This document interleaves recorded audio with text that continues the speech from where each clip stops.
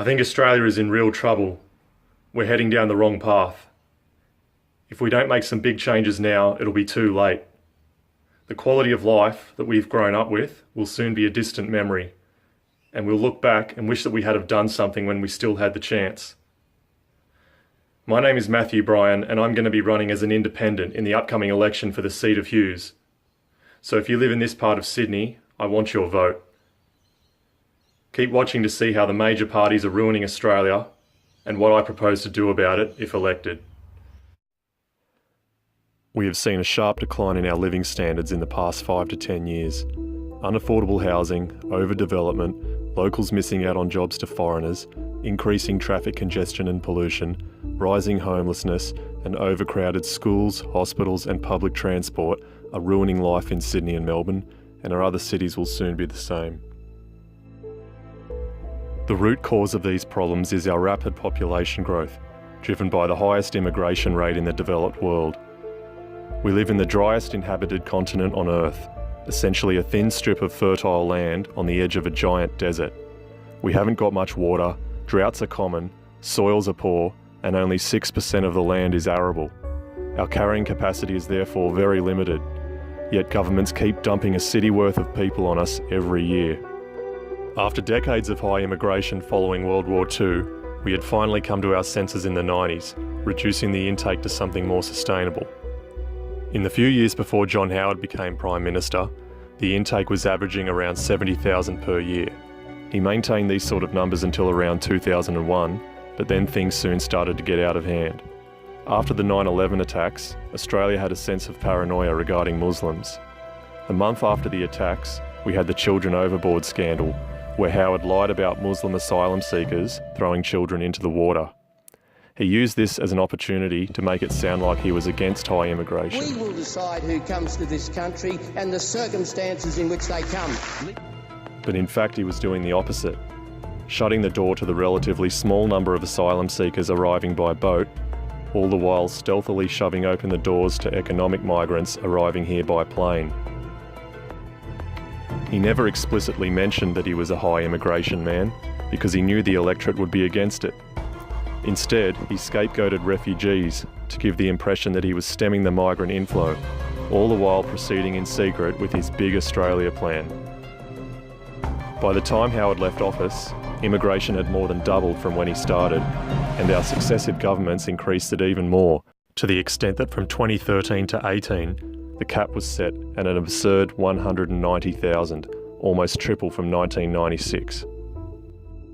Just look at these figures. In just 8 years, we have given permanent residency to nearly 1.5 million people. That's more than the population of Adelaide.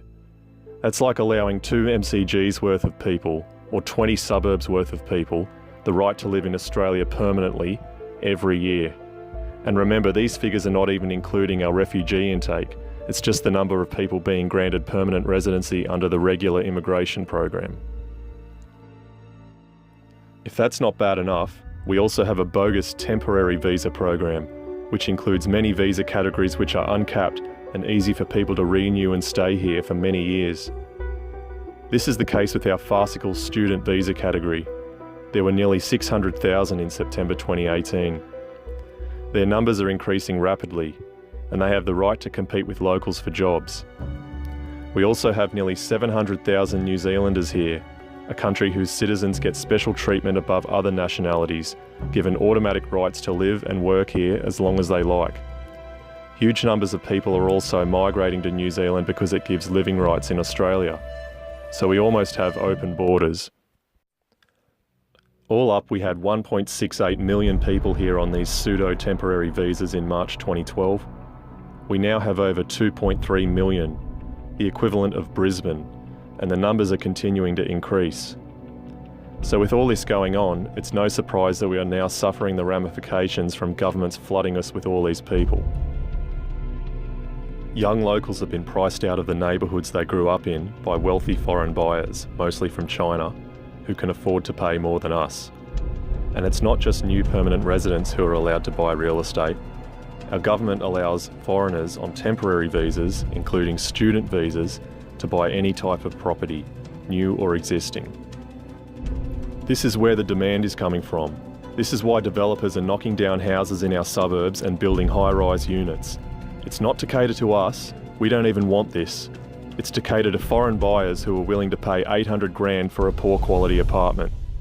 For Chinese used to living in such horrible conditions back home, they are more than happy to fork out the cash to buy their kids a place and then wait for them to be granted permanent residency in the hope that they can eventually get sponsored to move out here too. Most of our young people have given up hope of affording a home and resigned themselves to being renters. Yet if they choose to rent, they are usually being ripped off as student visa holders and other recent arrivals cram into overcrowded accommodation throughout our suburbs, allowing landlords to overcharge. I've known so many temporary visa holders over the years, and you should see the way they live. 4 bunk beds in rooms designed for one person, living rooms separated by shade cloths, 8 to 10 people squeezing into 2-bedroom apartments with each person paying close to $200 a week. It's madness, they live like animals. They are willing to live like this, but of course that's not how we want to live. So the end result is overcrowded high-rise neighbourhoods for foreign buyers who rent to foreign tenants, with young locals being no better off, no closer to owning a home, and being marginalised in the cities they grew up in, either forced to pay exorbitant rents and never get ahead, or move to the outskirts and spend hours commuting to work every day. Now, you may be thinking that all these new arrivals being granted permanent residency are at least here because they have skills we desperately need, or that all these foreign students are a godsend that we need to fund our universities. Neither can be further from the truth. The truth is, our skills-based migration program for permanent residency is an absolute farce. For example, the employer-nominated scheme, the most popular visa category where companies employ migrants, does not require employers to conduct any type of labour market testing, meaning they are not even required to advertise positions or conduct interviews to see if they can find local applicants first. So our own people are not prioritised, essentially competing with anyone in the world for jobs in our country, even if they are suitably qualified or willing to undertake the necessary training. If you think that sounds unfair, we have a visa category called the Skilled Independent Visa, where people are granted permanent residency based on skills or qualifications they have. They don't even need a job offer to get this visa. We are granting these people permanent residency even though many don't have any interviews lined up in their field.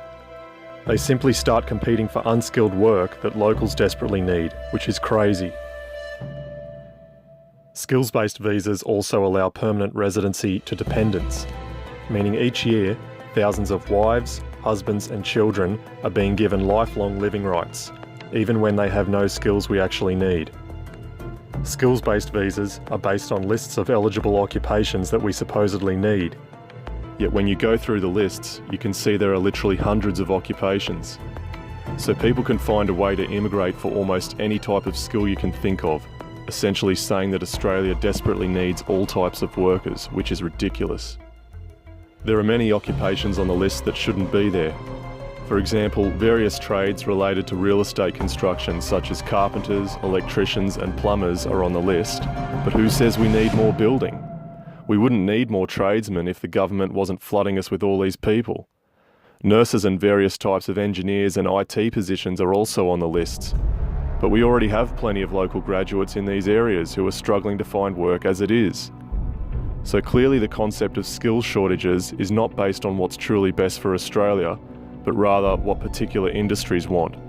Easy access to a desperate, compliant foreign workforce who will accept lower wages and conditions instead of spending the time and money on training local people and giving them a chance.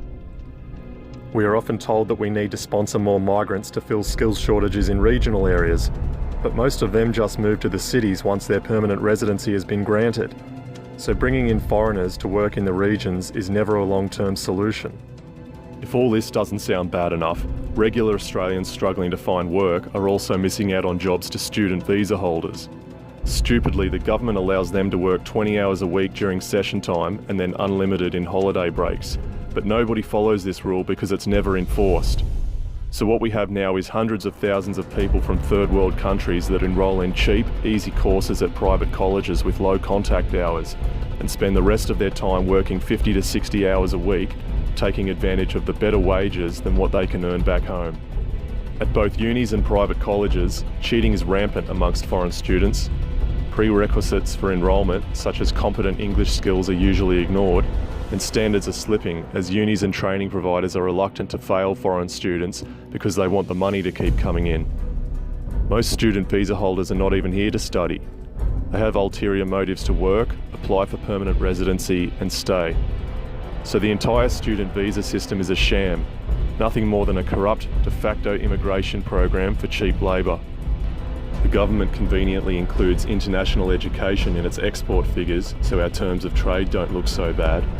But how can you call something an export that relies on people physically living here and competing for jobs and real estate, many who cover the cost of their education from money earned domestically in Australia?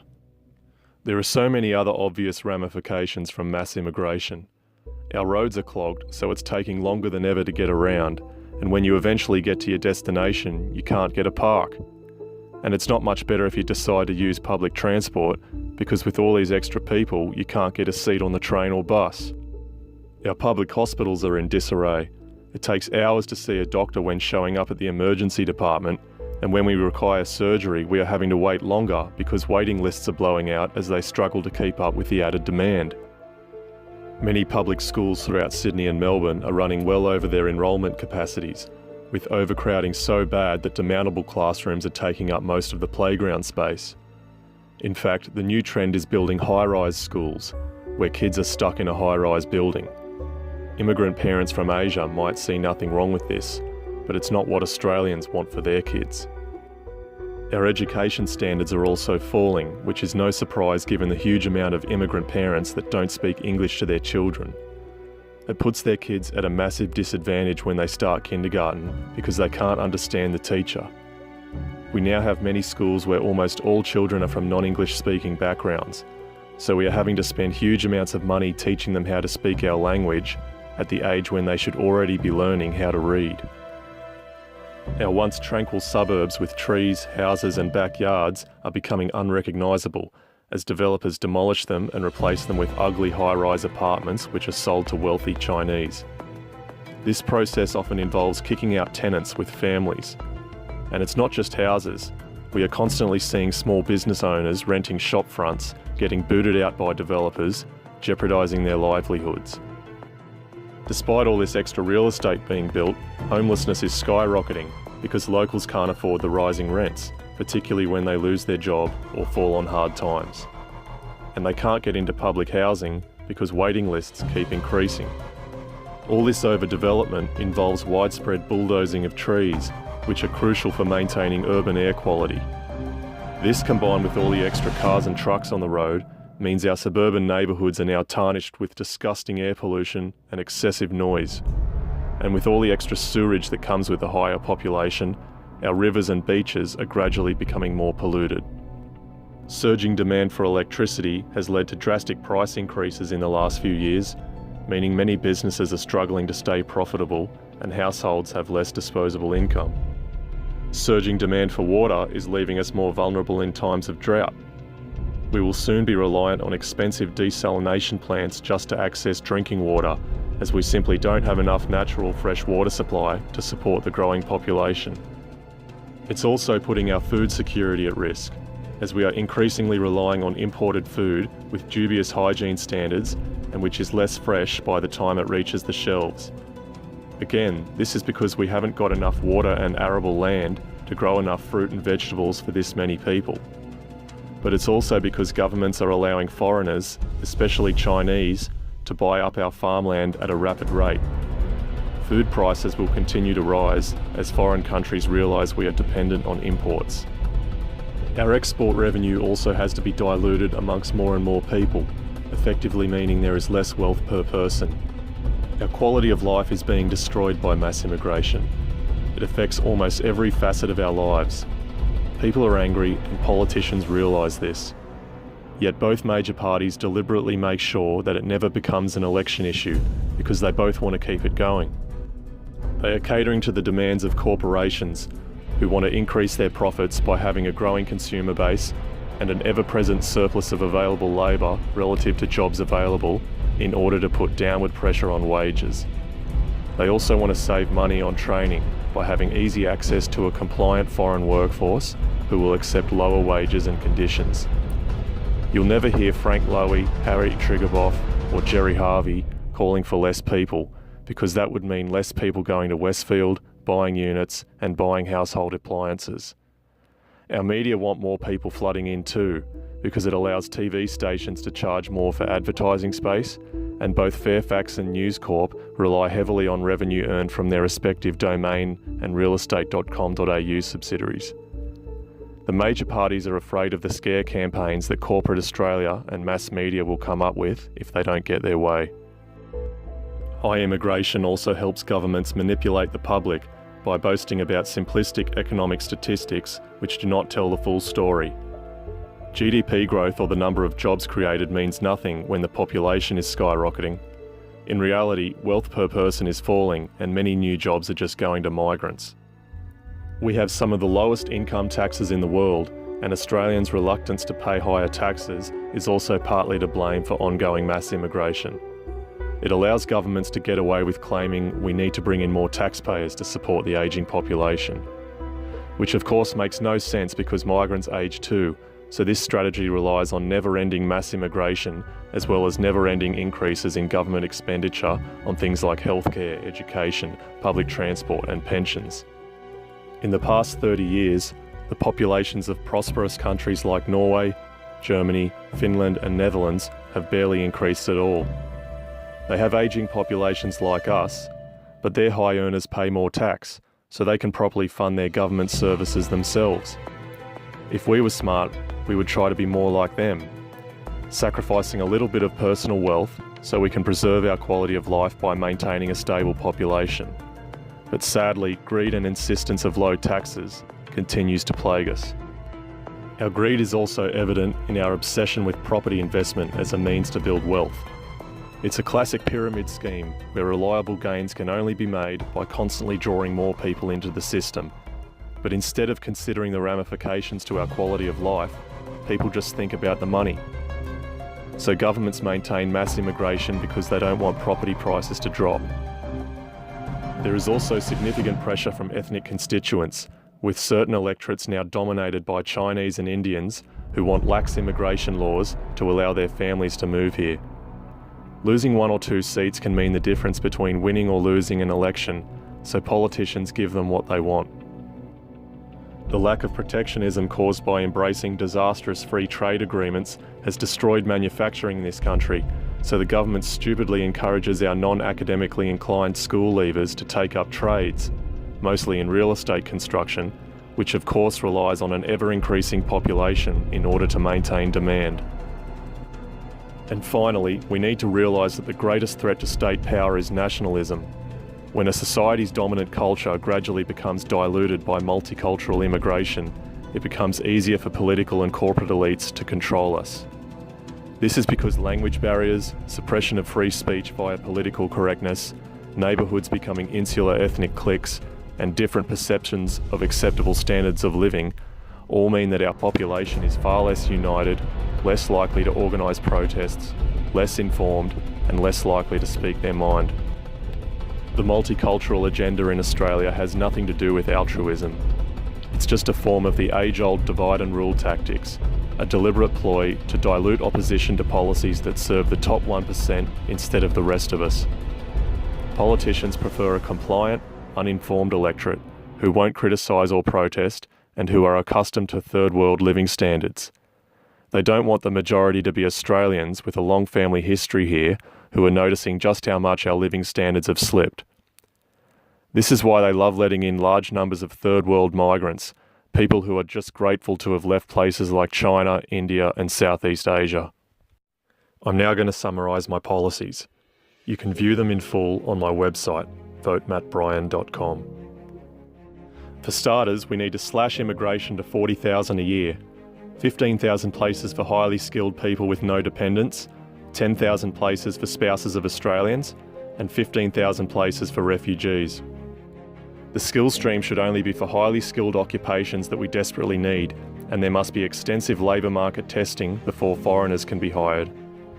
Companies must conduct labour market testing and offer training programs to local people before being allowed to hire foreigners on temporary visas. And even if they do, it should only be a temporary measure, with the aim of replacing them with local staff if and when they become available.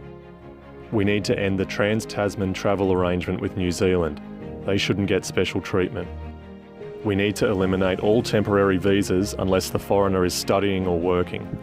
No more parent visas, partner visas, graduate visas, significant investor visas, and all the other visas that we hand out to people for stupid reasons. We need to cap the number of student visas issued each year to a maximum of 50,000, and student visa holders should not be allowed to work here. Foreigners should be banned from buying any type of real estate. Only Australian citizens or permanent residents should be eligible.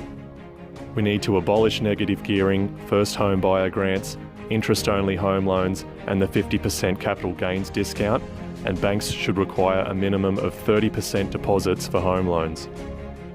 Developers or any commercial entity should be banned from purchasing houses, and we need an immediate freeze on increasing residential density Australia-wide.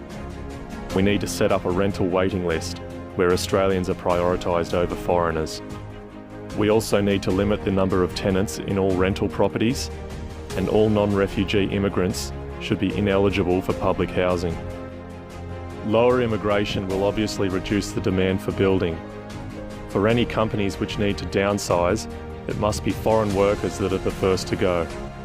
We need to reduce the corporate tax rate to 20% for domestic tourism and entertainment companies, 15% for local manufacturing companies, and 0% for electric vehicle production, to create more jobs for our working class that don't rely on mass immigration like construction.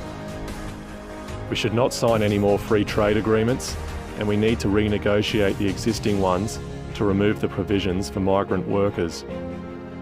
We need to include compulsory courses in business, entrepreneurship and stock market investing in high school curriculums. Foreign students should be prevented from enrolling in public schools when the enrolment capacity has been reached. We need to introduce minimum literacy and numeracy standards in high schools in order for students to receive a graduation certificate.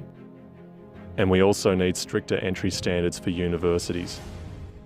There should be no more privatising of public hospitals, and immigrants should not be eligible for a Medicare card until they have been a permanent resident for at least 5 years. We should reduce the funding GPs get per standard appointment by $7.60, with the savings being redirected towards dental and specialist appointment costs.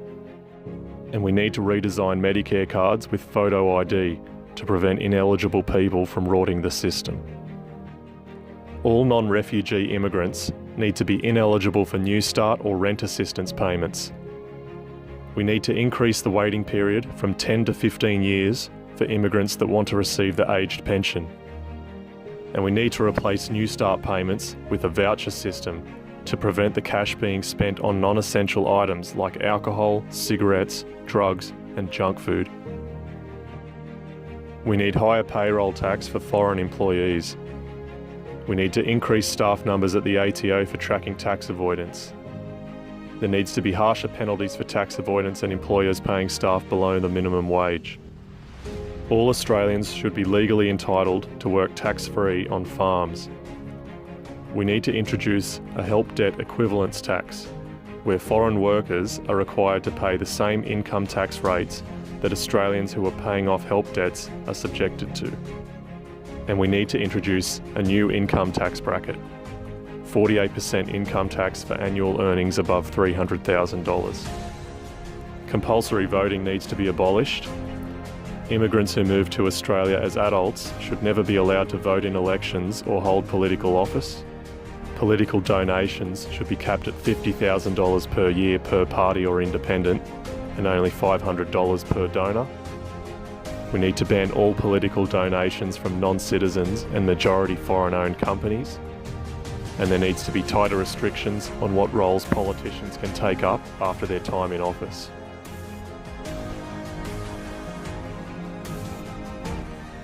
Our entire economic model is what's slowly destroying us, because it's based on constantly flooding a dry, inhospitable continent with more people, with locals not prioritised for jobs, real estate and access to government services, and with no consideration given to the adverse effects on our quality of life.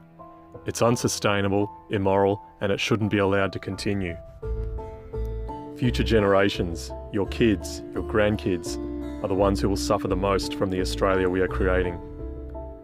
Our goal should be to increase our quality of life whilst maintaining a stable population where we prioritise our own people before anyone else and where greed does not dictate government policy. It's happening in other countries and we can do it too. This is what I'll be fighting for. If you think this makes more sense than aimlessly marching on the path towards a big Australia, then vote for me, Matthew Bryan, on May 18. Thanks for watching.